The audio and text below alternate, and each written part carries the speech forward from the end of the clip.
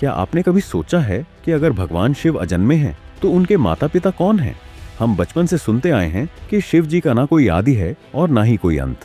वे ना कभी जन्मे और ना ही कभी मृत्यु को प्राप्त होंगे। लेकिन जब हम प्राचीन पुराणों के पन्ने खोलते हैं तो कहानी कुछ और ही नजर आती है। कहीं शिव जी को स्वयंभू बताया गया है तो कहीं उनके जन्म का वर्णन मिलता है। कहीं ब्रह्मा जी को उनका पिता बताया गया है तो कहीं उनके माता पिता के रूप में सदाशिव और शक्ति का वर्णन मिलता है। तो आखिर सच्चाई क्या है? क्या शिव जी का सच में जन्म हुआ था? अगर हुआ था तो उनके माता पिता कौन थे? और अगर वे अजन्मे हैं तो फिर उनके जन्म की इतनी अलग अलग कथाएं क्यों मिलती हैं? आज हम जानेंगे भगवान शिव के जन्म का वह रहस्य जो शायद आपके नजरिए को हमेशा के लिए बदल देगा। लेकिन उससे पहले वीडियो को लाइक करके कमेंट में हर हर महादेव जरूर लिखें। शिव पुराण के अनुसार शिव जी अजन्मे हैं, यानी उनका जन्म नहीं हुआ है। वे स्वयंभू हैं, अर्थात स्वयं ही प्रकट हुए हैं। तो क्या इसका मतलब ये है कि शिव जी के ना कोई माता है और ना ही पिता? लेकिन विष्णु पुराण में तो एक अलग कथा मिलती है। उसके अनुसार भगवान विष्णु की नाभि से निकले कमल से ब्रह्मा जी की उत्पत्ति हुई और उनके माथे के तेज से शिव जी प्रकट हुए। वहीं शिव पुराण में इसके बिल्कुल विपरीत कथा मिलती है। इसके अनुसार एक बार शिव जी अपने घुटनों को मल रहे थे और उसी से श्री हरि विष्णु की उत्पत्ति हुई। अब जब दोनों पुराणों में अलग अलग बातें मिलती हैं तो आखिर सच्चाई क्या है? और विष्णु पुराण की एक अन्य कथा के अनुसार ब्रह्मा जी को ही शिव जी का पिता बताया गया है। क्या सच में ब्रह्मा जी शिव जी के पिता हैं? इस सवाल का जवाब जानने से पहले उस प्रसिद्ध कथा को समझना जरूरी है, जिसके कारण शिव जी को आदि अनादि कहा जाता है, यानी जिनका ना कोई आरंभ है और ना ही कोई अंत। दरअसल एक समय भगवान विष्णु और ब्रह्मा जी के बीच इस बात को लेकर विवाद हो गया कि उन दोनों में से कौन अधिक महान है। ब्रह्मा जी को सृष्टि की रचना करने का अभिमान था, जबकि भगवान विष्णु को इस जगत का पालनहार होने का गर्व था। दोनों के बीच विवाद बढ़ता गया। तभी अचानक उनके सामने एक विशाल अग्नि स्तंभ प्रकट हुआ। उस स्तंभ के भीतर से एक आवाज आई कि जो भी इस स्तंभ का अंतिम छोर खोज लेगा वही सर्वश्रेष्ठ माना जाएगा। यह सुनकर दोनों ने उसके छोर को खोजने का निर्णय लिया। ब्रह्मा जी ने हंस का रूप धारण किया और स्तंभ का ऊपरी सिरा खोजने के लिए आकाश की ओर उड़ चले। वहीं भगवान विष्णु ने वराह का रूप लिया और स्तंभ का निचला सिरा खोजने के लिए नीचे की ओर चले गए। हजारों वर्षों तक खोजने के बाद भी दोनों को उस स्तंभ का कोई अंत नहीं मिला। आखिरकार वे थक कर वापस लौट आए और तभी उसी विशाल स्तंभ के भीतर से भगवान शिव प्रकट हुए। यही कथा इस बात की ओर संकेत करती है कि शिव जी का ना कोई आदि है और ना ही कोई अंत। लेकिन दोस्तों, जब विष्णु और ब्रह्मा थक कर वापस लौटे और शिव जी उनके सामने प्रकट हुए, तब उन्होंने दोनों से पूछा कि क्या उन्हें उस स्तंभ का अंतिम छोर मिला। भगवान विष्णु ने साफ शब्दों में कहा कि वे उसका अंत खोजने में असफल रहे, लेकिन ब्रह्मा जी ने झूठ बोल दिया कि वे स्तंभ का अंतिम छोर खोज चुके हैं। ये सुनकर शिव जी क्रोधित हो गए और उन्होंने ब्रह्मा जी को श्राप दिया कि आज से पृथ्वी लोक पर उनकी पूजा नहीं की जाएगी। यही कारण बताया जाता है कि आज ब्रह्मा जी के मंदिर बहुत कम हैं और उनकी पूजा भी अपेक्षाकृत कम होती है। विष्णु पुराण के अनुसार जब सृष्टि का आरंभ भी नहीं हुआ था और पूरा ब्रह्मांड जल में डूबा हुआ था, तब ना कोई देवता था, ना दानव और ना ही कोई जीव जंतु। उस समय केवल भगवान विष्णु क्षीर सागर में शेषनाग पर विश्राम कर रहे थे। तभी उनकी नाभि से निकले कमल से ब्रह्मा जी की उत्पत्ति हुई। इसके बाद ब्रह्मा जी और भगवान विष्णु सृष्टि की रचना और उसके विस्तार को लेकर विचार करने लगे। इसी दौरान शिव जी भी वहां प्रकट हुए, लेकिन ब्रह्मा जी ने शिव जी को पहचानने से इनकार कर दिया। इससे शिव जी वहां से चले गए। तब भगवान विष्णु ने ब्रह्मा जी को दिव्य दृष्टि प्रदान की। इसके बाद ब्रह्मा जी को अपनी गलती का एहसास हुआ और उन्होंने शिव जी से क्षमा मांगी। ब्रह्मा जी ने शिव जी से प्रार्थना की कि वे उनके पुत्र के रूप में जन्म लें। शिव जी ने उनकी प्रार्थना स्वीकार करते हुए उन्हें आशीर्वाद दिया कि वे उनके पुत्र रूप में प्रकट होंगे। हजारों वर्ष बीत गए। जब ब्रह्मा जी ने सृष्टि की रचना का कार्य शुरू किया, तब उन्हें शिव जी का दिया हुआ वह आशीर्वाद याद आया। इसके बाद ब्रह्मा जी ने कठोर तपस्या की। उनकी तपस्या से प्रसन्न होकर भगवान शिव एक बालक के रूप में उनकी गोद में प्रकट हुए। यह भगवान शिव का एक विशेष बाल रूप माना जाता है। जब शिव जी बालक के रूप में प्रकट हुए तो वे जोर जोर से रोने लगे। ब्रह्मा जी ने उनसे रोने का कारण पूछा। तब बाल रूप में शिव जी ने मासूमियत से कहा कि वे इसलिए रो रहे हैं क्योंकि उनका कोई नाम नहीं है। तब ब्रह्मा जी ने उन्हें रुद्र नाम दिया, जिसका अर्थ होता है रोने वाला।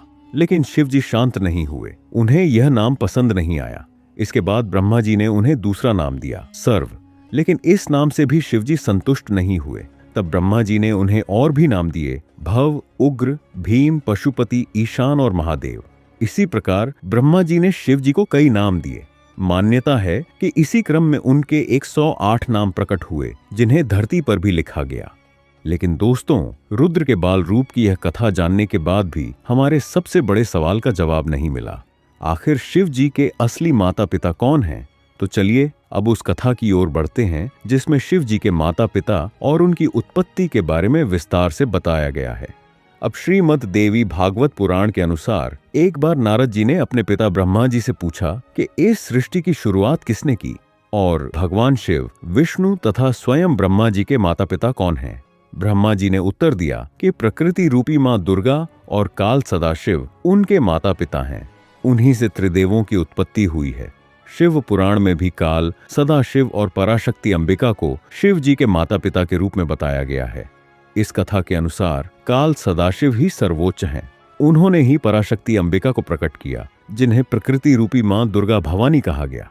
अब इस कथा को और गहराई से समझते हैं। बहुत प्राचीन समय की बात है, जब न आकाश था, न धरती और न ही जीवन। तब केवल एक शक्ति विद्यमान थी, काल स्वरूप सदाशिव। उन्हें आदि परमेश्वर माना गया, जिनसे आगे चलकर सृष्टि का विस्तार हुआ। सदाशिव के भीतर ही शक्ति के रूप में दुर्गा भी विद्यमान थीं। दोनों काशी के आनंद वन में विचरण कर रहे थे। एक समय दोनों ने विचार किया कि अब इस ब्रह्मांड में सृष्टि का विस्तार होना चाहिए। इसके लिए ऐसे पुरुष की आवश्यकता थी जो सृष्टि की जिम्मेदारी संभाल सके।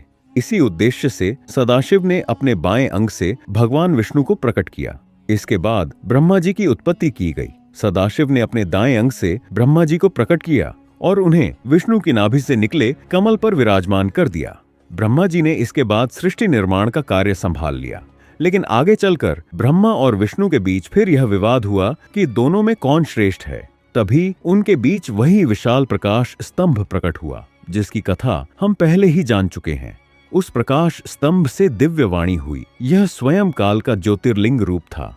उन्होंने ब्रह्मा और विष्णु से कहा कि तुम दोनों को सृष्टि में अलग अलग जिम्मेदारियां दी गई हैं। ब्रह्मा को सृष्टि की रचना का कार्य मिला, जबकि विष्णु को उसके पालन का दायित्व सौंपा गया। इसी प्रकार काल का एक और रूप रुद्र है, जिसे संहार अर्थात विनाश का कार्य सौंपा गया। लेकिन सदाशिव ने यह भी स्पष्ट किया कि एक कार्य ऐसा है जो कोई और नहीं कर सकता, और वह है कृपा करना। यह कार्य केवल सदाशिव ही कर सकते हैं।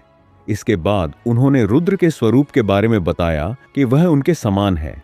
उसका वस्त्र, वाहन, अस्त्र शस्त्र, रूप और कार्य सब सदाशिव से मिलता जुलता है। इस प्रकार इस कथा के अनुसार ब्रह्मा, विष्णु, रुद्र और महेश सभी सृष्टि में अलग अलग जिम्मेदारियां निभाने वाले स्वरूप हैं। लेकिन दोस्तों, क्या यही शिव जी के जन्म की अंतिम सच्चाई है? अभी एक और कथा बाकी है।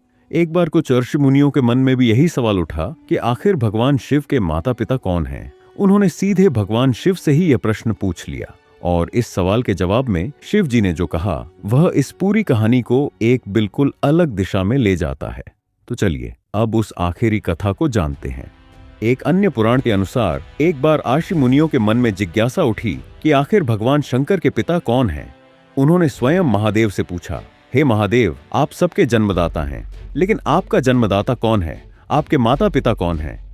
इस प्रश्न के उत्तर में भगवान शिव ने कहा, हे मुनिवर, मेरे जन्मदाता भगवान ब्रह्मा हैं। इस सृष्टि के रचयिता ब्रह्मा ने ही मुझे जन्म दिया है। यह सुनकर ऋषियों ने फिर पूछा, यदि ब्रह्मा आपके पिता हैं तो आपके दादा कौन हुए? तब शिव जी ने उत्तर दिया कि इस सृष्टि के पालनकर्ता भगवान श्री हरि विष्णु उनके दादा हैं। लेकिन ऋषियों की जिज्ञासा यहीं शांत नहीं हुई। उन्होंने फिर पूछा, यदि ब्रह्मा आपके पिता हैं और विष्णु आपके दादा, तो आपके परदादा कौन हैं? तब भगवान शिव मुस्कुराए और बोले, स्वयं भगवान शिव। यह उत्तर सुनकर ऋषि मुनि समझ गए कि यह केवल वंश की बात नहीं, बल्कि भगवान शिव की एक गहरी लीला है। और शायद यही इस पूरी कथा का सबसे बड़ा रहस्य है। शिव जी को किसी एक जन्म या रिश्ते में बांधना संभव नहीं है। कहीं वे अजन्मे और स्वयंभू हैं, कहीं रुद्र के रूप में बालक बनकर प्रकट होते हैं, तो कहीं ब्रह्मा के पुत्र के रूप में दिखाई देते हैं। लेकिन इन सभी कथाओं के पीछे एक ही बात सामने आती है, शिव आदि भी हैं और अनादि भी।